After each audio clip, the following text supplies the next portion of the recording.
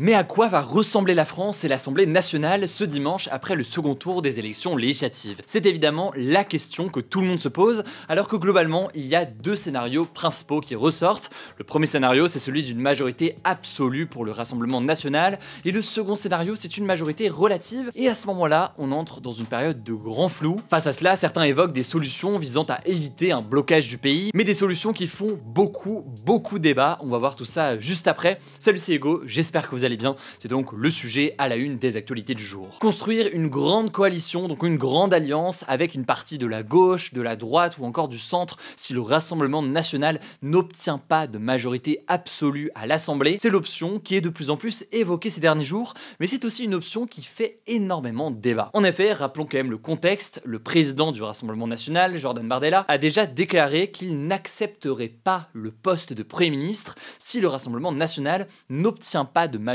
absolue à l'Assemblée, soit au moins 289 députés, ou en tout cas s'il n'obtient pas un score qui est très proche ou proche de la majorité absolue. Face à cela, il y a forcément une question qu'on peut se poser: si le Rassemblement national n'obtient pas une majorité absolue dimanche soir, ou en tout cas pas suffisamment de députés pour arriver au gouvernement, eh bien qui va se retrouver au gouvernement et à quoi peut ressembler donc l'Assemblée? Ce qu'il faut comprendre en fait là-dessus, c'est qu'il n'y a pas de règle qui est clairement définie. Ce qu'on sait, c'est que le gouvernement doit refléter et ressembler à l'Assemblée nationale. Ce que l'on sait aussi, c'est que le gouvernement qui est nommé doit être soutenu donc par l'Assemblée. Autrement, le risque, c'est quoi? C'est que à tout moment, il y ait un vote à l'Assemblée nationale d'une motion de censure. Une motion de censure donc qui serait votée par la majorité absolue des députés, donc plus de 289 députés, et qui, eh bien, en un claquement de doigts, via cette motion de censure, pourrait virer et faire dégager en quelque sorte le gouvernement. Et c'est d'ailleurs ce qui fait que le Rassemblement national ne veut pas gouverner sans une majorité absolue. Il risquerait autrement d'être éjecté très rapidement par tous les autres députés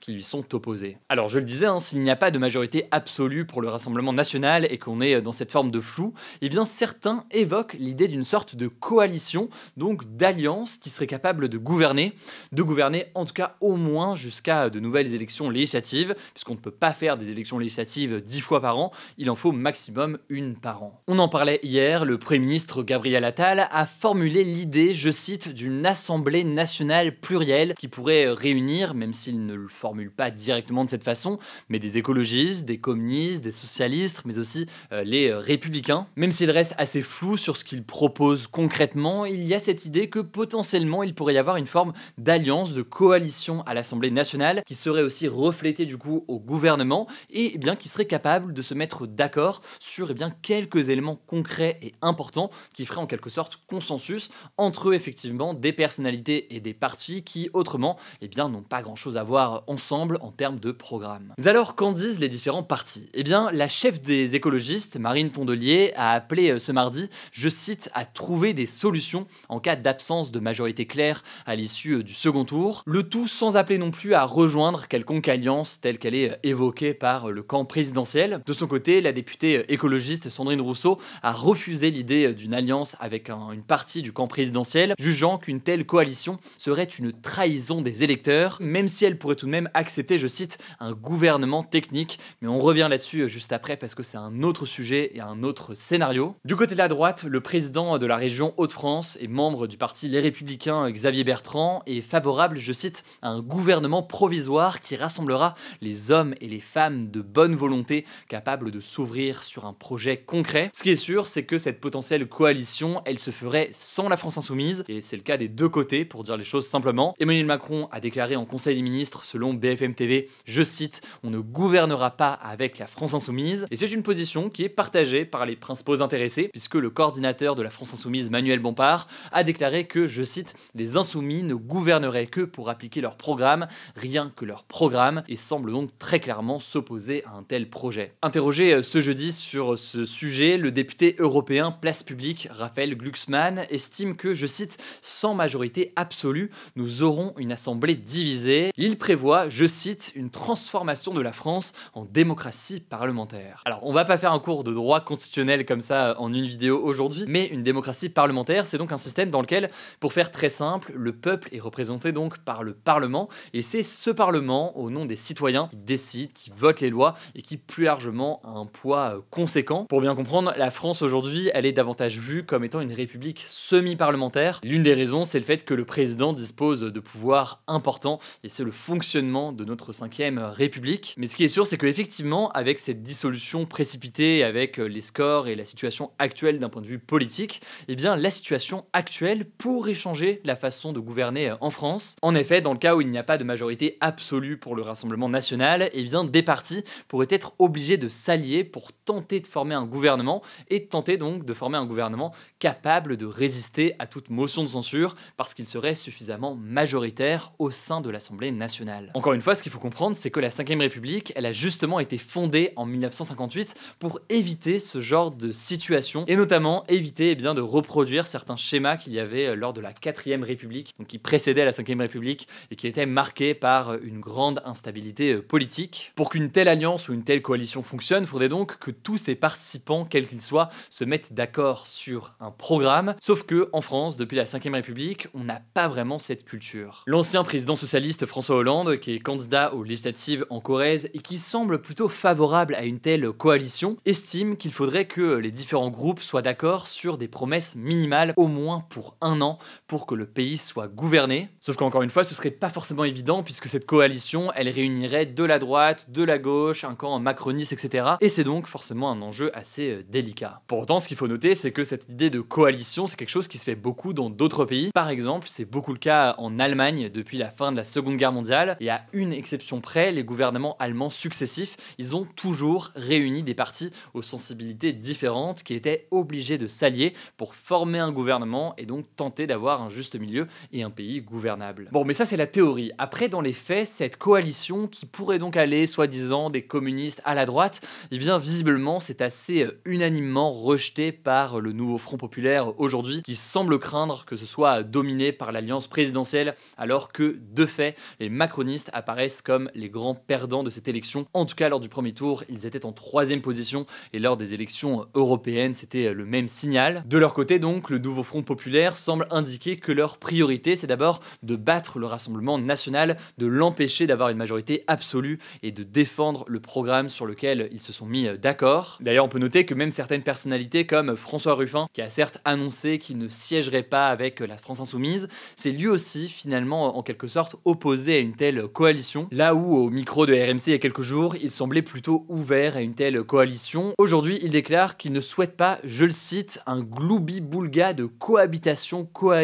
sous la domination d'Emmanuel Macron, ajoutant, je cite, les politiques suscitent du dégoût, on le voit, si on se lance dans des combines et des manœuvres, ce sera encore pire. Et c'est justement l'un des éléments importants à noter, cette idée de grande coalition, elle ne plaît pas à beaucoup de monde. Pour ses opposants, cela reviendrait à valider la théorie du Rassemblement national qui essaie donc de s'imposer comme le seul parti d'opposition et surtout, dans une telle configuration, on pourrait donc se retrouver avec un Rassemblement national potentiellement premier parti en termes de nombre de députés à l'Assemblée nationale à l'issue de cette élection, mais qui donc ne se retrouverait pas de fait au gouvernement. C'est ce qu'estime notamment Benjamin Morel, qui est maître de conférences en droit public à l'université Paris 2 et cité par l'AFP, qui estime que ce serait, je cite, démocratiquement une catastrophe. D'ailleurs, on peut noter que Marine Le Pen a réagi à cette potentielle coalition, estimant que ce serait, je cite, le parti de ceux qui veulent conserver leur place en réalité, qui veulent conserver le pouvoir contre la volonté du peuple. Pour autant, je le disais, le Rassemblement national refuse d'arriver au gouvernement sans avoir de majorité absolue,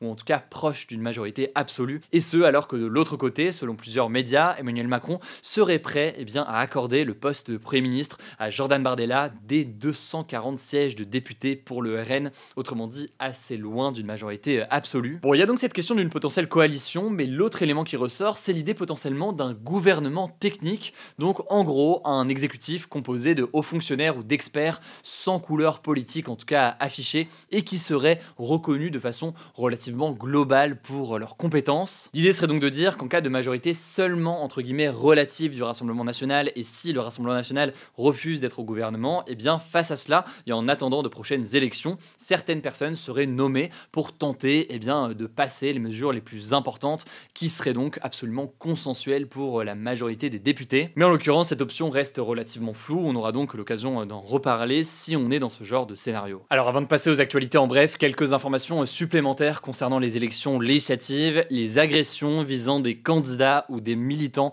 pour ce second tour se multiplient. Dernière en date, la porte-parole du gouvernement Prisca Thévenot, candidate candidate aux élections législatives, ainsi que sa suppléante, qui ont été agressées ce mercredi soir par une vingtaine de personnes lors d'un collage à Meudon dans les Hauts-de-Seine. La ministre n'a pas été blessée physiquement, mais sa suppléante a été touchée au bras. Par ailleurs, selon Europe 1, l'un des militants a eu sa mâchoire fracturée. Alors les forces de l'ordre sont rapidement intervenues, 4 personnes ont été interpellées et placées en garde à vue, dont 3 mineurs, et une enquête a été ouverte. Une autre altercation a eu lieu cette fois-ci en Savoie. Marie Dauchy, candidate du Rassemblement national aux élections législatives, a été insultée et bousculée ce mercredi matin sur le marché de La Rochette et a décidé de porter plainte. Dans sa plainte, elle explique avoir été prise à partie par un commerçant qui l'aurait, je cite, menacé de mort à plusieurs reprises, l'aurait injuriée et aurait tenté de lui arracher les tracts qu'elle tenait dans sa main, manquant de la faire tomber 2 fois. L'homme mis en cause a été placé en garde à vue pour menaces de mort réitérées, injures et violences contraventionnelles. Il nie de son côté les menaces de mort. Des agressions visant différents militants de différents bords politiques se sont aussi multipliées ces derniers jours. Dernièrement, notamment, une agression a eu lieu à Paris dans le 20e arrondissement. Ce mardi, 3 militants de gauche qui collaient des affiches pour la candidate Danielle Simonet disent avoir été agressés par des militants d'extrême droite. Je vous mets des liens en description concernant tous ces éléments importants. Je vous laisse avec Blanche pour les actualités en bref et je reviens juste après. Merci Hugo, et on commence avec cette première actu. Le Hezbollah libanais a déclaré avoir tiré plus de 200 roquettes et une vingtaine de drones offensifs sur 5 positions israéliennes ce jeudi, en représailles à la mort d'un haut commandant libanais tué dans une frappe israélienne. D'importants incendies se sont déclarés au nord d'Israël, mais aucun mort ou blessé n'est à déplorer pour le moment. Le Hezbollah, c'est un parti politique islamiste libanais, mais aussi une organisation armée définie comme organisation terroriste par l'Union européenne et de très nombreux pays. Alors en réponse au Hezbollah, l'armée israélienne a annoncé avoir mené des frappes dans le sud du Liban, à savoir qu'il s'agit du 3e haut chef militaire libanais tué dans le sud du Liban depuis le début des violences entre l'armée israélienne et le parti pro-iranien. Sinon, concernant la situation dans la bande de Gaza, plus de 150 000 personnes ont contracté des maladies de peau comme la gale, selon l'Organisation mondiale de la santé. La gale, c'est une infection cutanée qui provoque des démangeaisons intenses. En fait, à cause des mauvaises conditions sanitaires, ces maladies se sont développées ces derniers mois au sein de la population. Les enfants sont particulièrement touchés car leur système immunitaire est affaibli par la malnutrition. L'OMS a dénombré dans son dernier bilan 96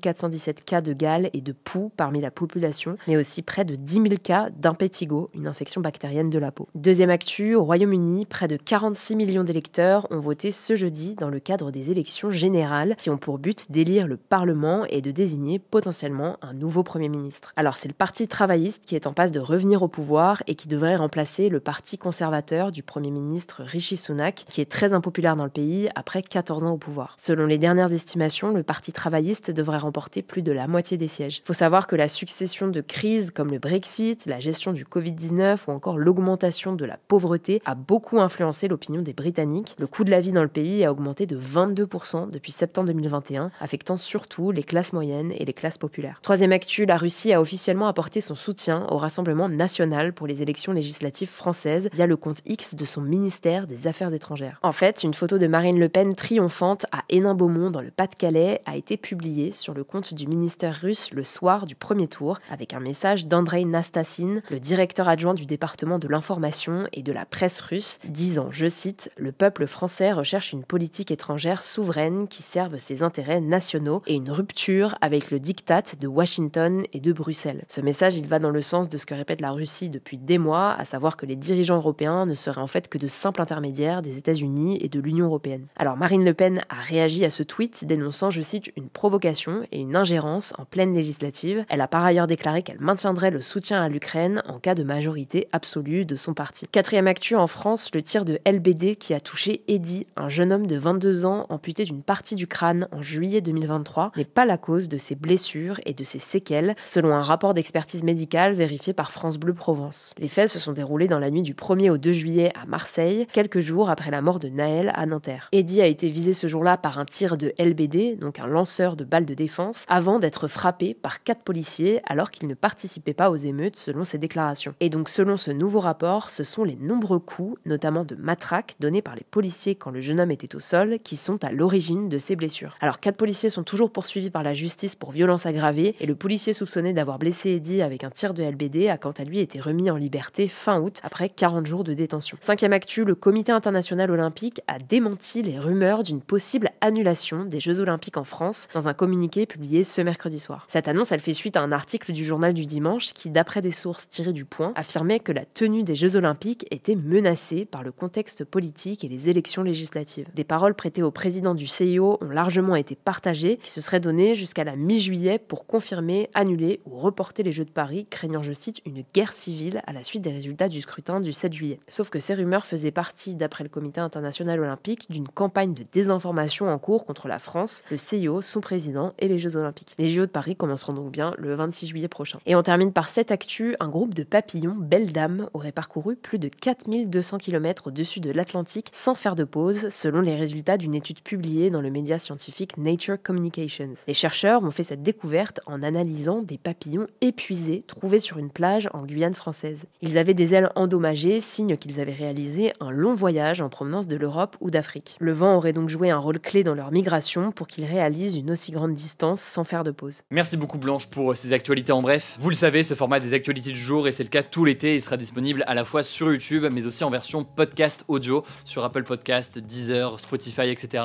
Vous tapez Hugo Décrypte, vous vous abonnez directement pour être sûr de ne pas le louper. Prenez soin de vous, prenez soin de nos proches, et puis on se dit à demain pour une nouvelle vidéo.